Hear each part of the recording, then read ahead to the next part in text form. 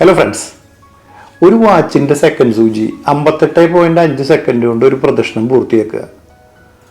കേട്ടിട്ടുണ്ടോ? സാധാരണ 60 സെക്കൻഡ് അല്ലേ, പക്ഷേ ഇത് 58.5 സെക്കൻഡാണ്.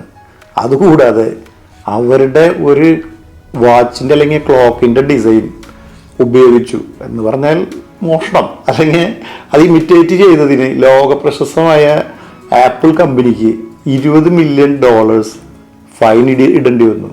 ഈ ഒരു കഥ നിങ്ങൾ കേട്ടിട്ടുണ്ടോ? ഹിസ്റ്ററി പറയാണ്ട് നമ്മുടെ ഒരു വീഡിയോ ഇല്ലല്ലോ. അതിന് ഈ പർട്ടിക്കുലർ വീഡിയോയിൽ നമുക്ക് ഈ ഡിസൈനെ പറ്റി ഒരു ചെറിയ ഹിസ്റ്ററി പറയാം. അത് കഴിഞ്ഞിട്ട് ആ ഒരു സ്പെഷ്യൽ മൂവ്മെൻറ്റിനെ പറ്റി, അത് കഴിഞ്ഞിട്ട് ഈ ആപ്പിൾ കോൺട്രവേഴ്സി ഇഷ്യൂ പറയാം.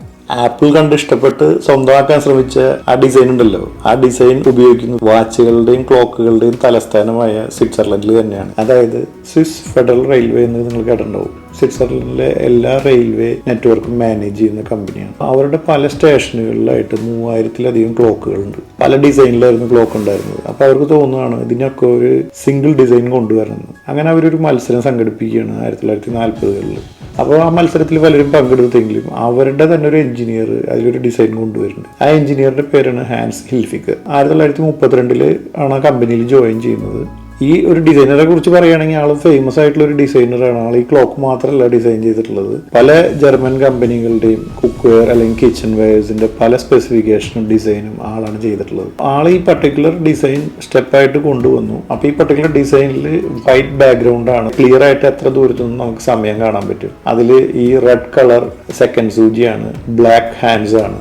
ഈ റെഡ് കളർ സെക്കൻഡ് സൂചി അല്ലേ, ആ ഒരു ഡിസൈനിനും ഒരു റീസൺ ഉണ്ട്. അതായത് അന്നത്തെ കാലത്ത് ഈ എഞ്ചിൻ ഡ്രൈവർക്ക് ആരാണ് സ്റ്റേഷൻ മാസ്റ്റർ എന്ന് അറിയാൻ വേണ്ടി ഈ സ്റ്റേഷൻ മാസ്റ്റർ ഇതേപോലെ ഒരു റെഡ് കളറിലുള്ള ബാറ്റൺ പിടിച്ചിട്ടായിരിക്കും സ്റ്റേഷനിൽ നിൽക്കുന്നുണ്ടാവുക. കൈ കൊണ്ടൊക്കെ സിഗ്നൽ കാണിക്കുന്ന സിസ്റ്റം ആയിരുന്നു അന്ന്. അപ്പോൾ മനസ്സിലാകാൻ വേണ്ടി അപ്പോൾ ആ ഒരു പർട്ടിക്കുലർ ഒരു കോൺസെപ്റ്റ് അതിൽ നിന്ന് എടുത്തിട്ടുള്ളതാണ് ഈ സെക്കൻഡ് സൂചിക്ക് വേണ്ടി. ഇനി നമുക്ക് ഇതിന്റെ മൂവ്മെന്റിനെ പറ്റി പറയാം. ഈ 1940-കളിൽ 3000-ലധികം ക്ലോക്കുകളുണ്ട്. അതെല്ലാം മെക്കാനിക്കൽ ക്ലോക്കുകളായിരുന്നു. ഇതെല്ലാത്തിലും ഒരേ സമയം കാണിക്കണം കൃത്യമായിട്ട്, അല്ലെങ്കിൽ സ്റ്റേഷനിൽ വണ്ടി വരുന്നതും പുറപ്പെടുന്നതും ഒക്കെ പല സമയത്തിലായി മാറും. അതായത് ഈവൺ ഒരു 1 മിനിറ്റ് 2 മിനിറ്റ് വ്യത്യാസമാണെങ്കിൽ അതൊരു വലിയ വ്യത്യാസമായിരിക്കുമല്ലോ. അതുകൊണ്ട് ഇവർ ഈ 3000-ലധികം ക്ലോക്കുകളെ ഒരു മാസ്റ്റർ ക്ലോക്കായിട്ട് ഇൻ്റഗ്രേറ്റ് ചെയ്തിരുന്നു. അന്ന് പോസ്റ്റ് ഓഫീസ് നെറ്റ്വർക്ക് വഴിയാണ് ഇത് ഇൻ്റഗ്രേറ്റ് ചെയ്തിരുന്നത്. അപ്പോൾ ഞാൻ ഇത് പറയുമ്പോൾ ഞാൻ ഇതേപോലെ 1910 പാരീസിൽ 7000-ലധികം ക്ലോക്കുകൾ ഇൻ്റഗ്രേറ്റ് ചെയ്തായിരുന്ന ഒരു കഥ ഇതിനു മുമ്പ് പറഞ്ഞിരുന്നു. ഞാൻ എൻ്റെ ലിങ്ക് ഇവിടെ ഇടുന്നുണ്ട് കൂടുതൽ വിശദ വിവരത്തിന് വേണ്ടി. അതിലെങ്ങനെയായിരുന്നെങ്കിൽ ഈ എല്ലാ ക്ലോക്കുകളെയും ഇൻ്റഗ്രേറ്റ് ചെയ്തായിരുന്നത് അല്ലെങ്കിൽ സിങ്ക് ചെയ്തായിരുന്നത് ഒരു എയർ ഫ്ലോ വെച്ചിട്ടായിരുന്നു. പക്ഷേ 1940 ആയപ്പോഴേക്കും ഇലക്ട്രിക്കൽ സിഗ്നലൊക്കെ വന്നുകൊണ്ട് ഇവരുടെ എല്ലാ ക്ലോക്കുകളും ഇലക്ട്രിക്കൽ സിഗ്നൽ വെച്ചിട്ടാണ് സിങ്ക് ചെയ്തായിരുന്നത്. അതായത് എവരി ന്യൂ മിനിറ്റ്സ് തുടങ്ങുമ്പോഴാണ് ഈ ഇലക്ട്രിക് പൾസ് വന്ന് ടൈം കറക്റ്റ് ചെയ്യുന്നതും പിന്നെ നെക്സ്റ്റ് മിനിറ്റ് സ്റ്റാർട്ട് ചെയ്യുന്നതും. അതിനുശേഷം ഈ മിനിറ്റ്സ് ഹാൻഡ് ഓടുന്നതിനനുസരിച്ച് അവർ ഹാൻഡ് അപ്ഡേറ്റ് ആയിട്ടാണ് സമയം കാണിച്ചിരുന്നത്. അപ്പോൾ അവിടെ ഒരു പ്രശ്നം ഉണ്ടായിരുന്നു. സ്റ്റാർട്ടിങ്ങിൽ ഈ റെയിൽവേ ക്ലോക്കുകളിൽ അവർ ഹാൻഡും മിനിറ്റ് ഹാൻഡും മാത്രമേ ഉണ്ടായിരുന്നുള്ളൂ, സെക്കൻഡ് ഹാൻഡും ഉണ്ടായിരുന്നില്ല. ക്ലോക്കുകളിൽ അവർ ഹാൻഡും മിനിറ്റ് ഹാൻഡും മാത്രമേ ഉള്ളത് കൊണ്ട് പെട്ടെന്ന് ക്ലോക്കിലേക്ക് നോക്കിയാൽ അത് നിൽക്കുകയാണോ ഓടുന്നുണ്ടോ എന്നൊരു സംശയം തോന്നും. അപ്പോൾ ഈ ഹാൻഡ്സ് ഹിൽഫിംഗർ എന്ത് ചെയ്തു, അവിടെ ഒരു സെക്കൻഡ് ഹാൻഡ് ആഡ് ചെയ്തു. സെക്കൻഡ് ഹാൻഡിനും ഈ മിനിറ്റ് ഹാൻഡിനും ഒരു ബന്ധമില്ല. അതിനൊരു സെപ്പറേറ്റ് മോട്ടർ വെച്ചിട്ടാണ് പവർ കൊടുത്തിരുന്നത്. ഇതിലൊരു പ്രത്യേകത എന്താണെന്ന് വെച്ചാൽ ഈ സെക്കൻഡ് ഹാൻഡ് ഓടി ചിലപ്പോൾ മുന്നോട്ട് കയറി പോകും. അത് 1 മിനിറ്റ് കൊണ്ടൊന്നല്ല ഓടുന്നത്, പല പ്രോബ്ലങ്ങളും ഉണ്ടായിരുന്നു. അപ്പോൾ ഇയാൾ എന്ത് ചെയ്തു, സെക്കൻഡ് ഹാൻഡ് ഓടും. അത് 58.5 സെക്കൻഡ് ആകുമ്പോൾ ഒരു റൗണ്ട് കഴിഞ്ഞ് ആ 12 വന്ന് വെയിറ്റ് ചെയ്യും. അവർ 1.5 സെക്കൻഡ് വെയിറ്റ് ചെയ്യുമ്പോഴേക്കും ഈ പൾസ് വരും അടുത്ത മിനിറ്റ് അപ്ഡേറ്റ് ചെയ്യാൻ. ഈ വീഡിയോയിൽ കാണിക്കുന്ന പോലെ സെക്കൻഡ് ഹാൻഡ് വീണ്ടും 58.5 സെക്കൻഡ് കൊണ്ട് ഒരു റൗണ്ട് പൂർത്തിയാക്കി അവിടെ ഒന്ന് നിൽക്കും. വീണ്ടും പൾസ് വരും, വീണ്ടും മിനിറ്റ്സ് ഹാൻഡ് അപ്ഡേറ്റ് ആവും. ആ അപ്ഡേറ്റ് ആവുന്നതിന് മുമ്പ് ഒപ്പം സെക്കൻഡ് ഹാൻഡ് ഓടി വിടണം. ഈ ഒരു ഇന്റർമീഡിയറ്റ് ടെക്നോളജി ഹാൻസ് ഹിൽഫിക്കർ ഉണ്ടാക്കി എല്ലാ ക്ലോക്കുകളിലും സെറ്റ് ചെയ്ത് വെച്ചു. അങ്ങനെയാണ് ഈ 58.5 സെക്കൻഡ് കൊണ്ട് ഈ സെക്കൻഡ് സൂചി ഒരു ഫുൾ പ്രദക്ഷിണം വെച്ചിരുന്നത്. അത് ആ മിനിറ്റ് ഹാൻഡ് ആയിട്ട് ഒരു ബന്ധം ഉണ്ടായിരുന്നില്ല. പിന്നെ ഗ്രാജുവലി 1950 എത്തിയപ്പോഴേക്കും പുതിയ ടെക്നോളജി വന്നു. ഈ ഇലക്ട്രിക് പൾസിന് പകരം വേറെ പല ടെക്നോളജി വന്നപ്പോൾ പിന്നെ ഈ സെക്കൻഡ് സൂചിനെ ഇങ്ങനെ ഓടിക്കേണ്ട ആവശ്യകത ഉണ്ടായിരുന്നില്ല. അവർ സെക്കൻഡ് വെച്ച് തന്നെ സിങ്ക്രണൈസേഷൻ സാധ്യമാകുന്ന ടെക്നോളജി കൊണ്ടുവന്നു. പുതിയ ടെക്നോളജികൾ വന്നപ്പോൾ ആ പണ്ടത്തെ മൂവ്മെന്റ് എടുത്ത് മാറ്റി ഇപ്പോൾ പുതിയ മൂവ്മെന്റ് ആണ് ഉപയോഗിക്കുന്നത്. ഈ ക്ലോക്കിന്റെ ഈ ഡിസൈൻ ഒരു നാഷണൽ ഐക്കണായിട്ട് മാറി. അതിന് ഒരുപാട് അവാർഡുകൾ കിട്ടി. Design museum of London, museum of modern arts in New York, ഇവരെല്ലാവരും 20th സെഞ്ചുറി ഡിസൈൻ ലിസ്റ്റിൽ ഈ ക്ലോക്കിന്റെ ഡിസൈനെ ഉൾപ്പെടുത്തി. ഈ ക്ലോക്കിന്റെ ഡിസൈൻ ഇപ്പോൾ ഉപയോഗിക്കുന്നത് 3 കമ്പനികളാണ്. ഒന്ന് സ്വിസ് ഫെഡറൽ റെയിൽവേ, അവരുടെ എല്ലാ ക്ലോക്കുകളിലും ഉപയോഗിക്കുന്നു. അതുണ്ടാക്കി കൊടുക്കുന്നത് മൊബാ ടൈം എന്ന് പറഞ്ഞൊരു കമ്പനിയാണ്. മോസൽവെയർ എന്ന് പറഞ്ഞ ഗ്രൂപ്പിന്റെ അണ്ടറിലുള്ള ഒരു ഫേമസ് ആയിട്ടുള്ള കമ്പനിയാണ്. അവരാണ് ഈ ക്ലോക്ക് ഉണ്ടാക്കി ഇപ്പോൾ അവർക്ക് കൊടുക്കുന്നത്. ഇത് കൂടാതെ മോണ്ടെയിൻ എന്ന് പറഞ്ഞ ഒരു സ്വിസ് മെയ്ഡ് വാച്ച് കമ്പനിയും ഈ ഡിസൈൻ യൂസ് ചെയ്യുന്നുണ്ട്. മോണ്ടെയിൻ 1986 മുതൽ ഈ ഡിസൈൻ ഉപയോഗിച്ച് അവരുടെ വാച്ചുകൾ റിലീസ് ചെയ്യുന്നുണ്ട്. അത് അവര് സ്വിസ് ഫെഡറൽ റെയിൽവേ ആയിട്ട് ഒരു കോൺട്രാക്റ്റിൽ ഏർപ്പെട്ടിട്ട് അന്ന് മുതലാണ് അവരുടെ എല്ലാ വാച്ചുകളും ഈ ഡിസൈനിലാണ് റിലീസ് ചെയ്യുന്നത്. അപ്പൊ അടുത്തത് നമുക്ക് ആപ്പിളുമായി ബന്ധപ്പെട്ട കോൺട്രവേഴ്സിനെ പറ്റി പറയാം. നിങ്ങളെല്ലാവരും കേട്ടിരിക്കും, സ്റ്റീവ് ജോബ്സ് ലോകത്തിലെ മികച്ച കാര്യങ്ങൾ ഉപയോഗിച്ചിട്ടാണ് ഐഫോണും ഐപാഡും നിർമ്മിച്ചിരിക്കുന്നത് അല്ലെങ്കിൽ ഡിസൈൻ ചെയ്തിരിക്കുന്നത്. എക്സാമ്പിളായിട്ട് ഗോറില്ല ഗ്ലാസ് ഐഫോണിൽ ഉപയോഗിക്കുന്നതിലും വർഷങ്ങൾക്ക് മുമ്പ് കണ്ടുപിടിച്ച് ഷോക്കേസിലിരിക്കുന്നുണ്ടായിരുന്നു. അതിന്റെ ആവശ്യം ആരും ഇതുവരെ ചോദിച്ചു വന്നിട്ടില്ല, അല്ലെങ്കിൽ ആരും അങ്ങനെ ഒരു ആവശ്യം പറഞ്ഞിട്ടില്ല.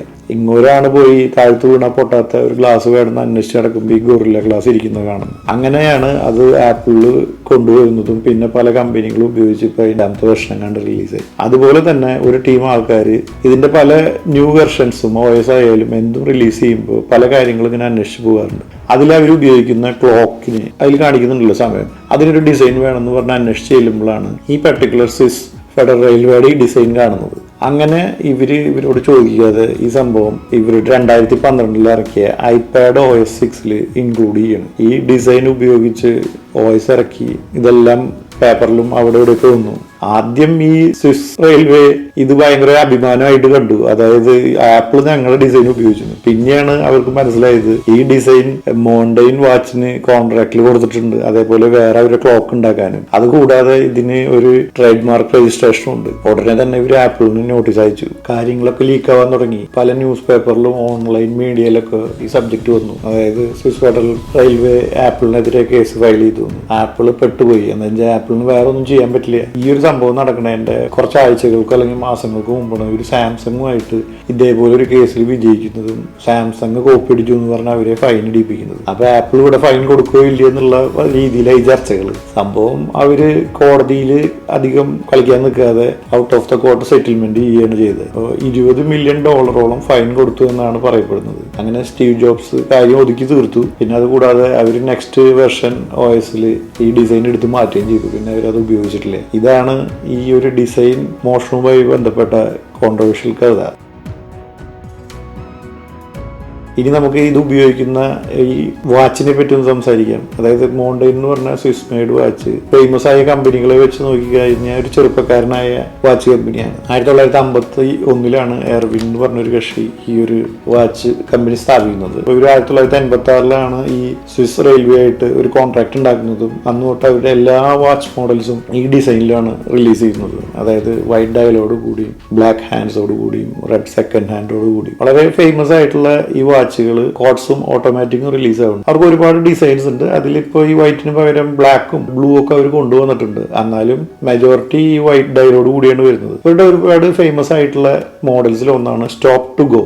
ഈ സെക്കൻഡ് സൂചി ഇത് പറഞ്ഞ മാതിരി 58 സെക്കൻഡ് കൊണ്ട് വന്ന് നിന്ന് 2 സെക്കൻഡ് വെയിറ്റ് ചെയ്ത് പിന്നെ വീണ്ടും തിരിഞ്ഞു തുടങ്ങുന്ന ആ പണ്ടത്തെ മൂവ്മെന്റിനെയും ആ ഒരു സിസ്റ്റത്തിനെയും ഓർമ്മിപ്പിക്കുന്ന രീതിയിൽ റിലീസ് ചെയ്തിട്ടുള്ള ഒരു മോഡലാണ്. അതിന്റെ ഈ ക്രൗണൊക്കെ നോക്കി കഴിഞ്ഞാൽ അതിനൊരു പ്രത്യേകതയുണ്ട്. ക്രൗൺ റൈറ്റിലേക്ക് തിരിഞ്ഞു കഴിഞ്ഞാൽ ഒരു ഹാൻഡ് തന്നെ സെറ്റ് ആവും, ലെഫ്റ്റിലേക്ക് തിരിച്ചാൽ വേറെ രീതിയിൽ സെറ്റ് ആവും. അങ്ങനെ ഒരുപാട് പ്രത്യേകതകളോട് കൂടിയിട്ടുള്ള ഒരു വാച്ച് മോഡലാണത്.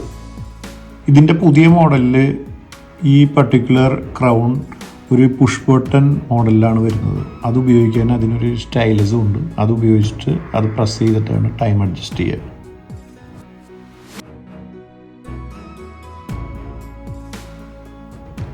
അതുകൂടാതെ അവരുടെ ഏറ്റവും എക്കണോമിക്കലായിട്ടുള്ള മോഡലാണ് എസെൻസ്. അത് അവർ പറയുന്ന 60% വേഗൻ പ്രോഡക്ട്സ് കൊണ്ടാണ് ഉണ്ടാക്കിയിട്ടുള്ളതെന്നാണ്. അതുപോലെ ഇവരുടെ വാച്ചുകൾ ഭയങ്കര എക്സ്പെൻസീവ് ഒന്നുമല്ല, നോർമൽ അഫോർഡബിൾ റേഞ്ചിലുള്ള നല്ല ഡിസൈനോട് കൂടിയിട്ടുള്ള വാച്ചുകളാണ്. അവർ കൊണ്ടുവന്നിട്ടുള്ള ഒരു ഫേമസ് ആയ ടെക്നോളജിയാണ് ടെക്ലൈറ്റ് ടെക്നോളജി എന്ന് പറയുന്നത്. ഈ പർട്ടിക്കുലർ ഡിസൈനിൽ മാറ്റങ്ങളൊന്നും ഉണ്ടാവാതിരിക്കാൻ, അതായത് ഈ ബ്ലാക്ക് ഹാൻഡ്സിൽ സൂപ്പർ ലുമിനോവ തേച്ച് കഴിഞ്ഞാൽ അതിന്റെ കളർ മാറുമല്ലോ. അപ്പൊ ആ ഒറിജിനൽ ഡിസൈൻ ആയിട്ട് അത് നിലനിർത്താൻ പറ്റില്ല. അതിന് പകരം ഇവർ എന്ത് ചെയ്തേക്കണേ, ഈ സൂപ്പർ ലുമിനോവയുള്ള ഒരു ഫോയില് ഈ ഹാൻഡ്സിന്റെ അടിയിലാണ് ഒട്ടിച്ചേക്കുന്നത്. പകൽ സമയങ്ങളിലോ അല്ലെങ്കിൽ ലൈറ്റ് വീഴുമ്പോഴോ ഈ വൈറ്റ് ഡയലിൽ നിന്ന് ലൈറ്റ് റിഫ്ലക്റ്റ് ആയിട്ട് ഈ സൂപ്പർ ലൂമിനോ ഫോയിലിൽ തട്ടും. അത് കഴിഞ്ഞിട്ട് ഇപ്പോൾ ലൈറ്റ് പോയ സമയത്ത് അതിൽ നിന്ന് റിഫ്ലക്റ്റ് ആയിട്ട് ഒരു ബാക്ക് ലൈറ്റ് ആയിട്ടാണ് നമുക്ക് ഈ ഹാൻഡ്സ് കാണുക. ബാക്ക് ലൈറ്റ് ടെക്നോളജി ഇത് പാറ്റന്റ് ചെയ്തിട്ടുണ്ട്, അവർ മാത്രമാണ് ഉപയോഗിക്കുന്നത്. അപ്പോൾ അവരുടെ ക്ലാസിക് എന്ന് പറഞ്ഞിട്ടും എസൻസ് എന്ന് പറഞ്ഞിട്ടുള്ളത് അതുപോലെ സ്റ്റോപ്പ് ടു ഗോ എല്ലാം ഫേമസ് ആയിട്ടുള്ള പല മോഡൽസ് ആണ്. അതുപോലെ തന്നെ മോണ്ടൈൻ്റെ പല വാച്ചുകൾ എടുത്ത് നോക്കിക്കഴിഞ്ഞാലും അവർ അതിൽ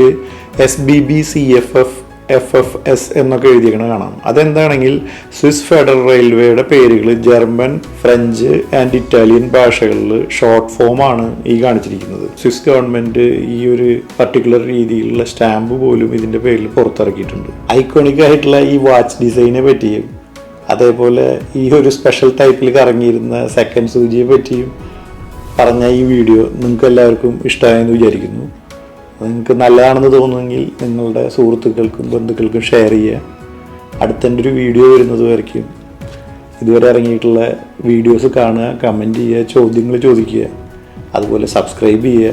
സബ്സ്ക്രൈബേഷൻ കൂടുതലായിട്ട് വന്നെങ്കിലാണ്, അല്ലെങ്കിൽ കൂടുതൽ പേര് ഇത് കാണുന്നുണ്ടെന്ന് മനസ്സിലാക്കിയാലാണ് പുതിയ പുതിയ കഥകൾ കണ്ടുപിടിക്കാനും നിങ്ങളോട് പറയാനും ഒരു ഇൻട്രസ്റ്റ് വരുള്ളൂ. അപ്പോൾ അടുത്ത വീഡിയോയിൽ കാണുന്നവരേക്കും ബൈ.